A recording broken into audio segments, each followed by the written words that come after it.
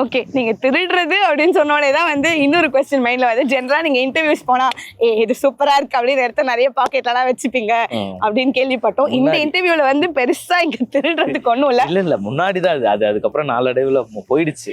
Okay, நீங்க already நிறைய பேருடைய மனசு திருடி வச்சிருக்கீங்க அப்படின்றதுனால நிறைய போறான்டா. அக்கா வேணுங்கா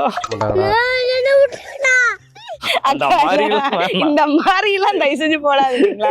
நீங்க அப்படி போனீங்கன்னா நான் அக்கான்றுவேன். அப்புறம் தாராளமா கூப்பிட்டுக்கோங்க, age is just number. So வந்து இது நீங்க எடுத்ததுலயே உங்களுக்கு ரொம்ப பிடிச்ச ஒரு விஷயம் க்ளோஸ் டு ஹார்ட்னா அது என்னது? பண்ண கேரக்டர்ஸ் இல்ல நீங்க திருடி எடுத்து வச்ச பொருள்ல கேக்குறேன். அது வந்து எந்த ட்ரெண்ட்ல பேசினாலும் எந்த ரூட்ல போனாலும் விடவே மாட்டேங்கிறானே, நான் என்ன பண்ணுவேன்? கடைசியா வச்சிருந்தேன் அந்த கொஸ்டினை. நீங்க திருடுறதுன்னு ஒரு வார்த்தை விட்டதுனால அதை வந்து நான் பிடிச்சிட்டேன்.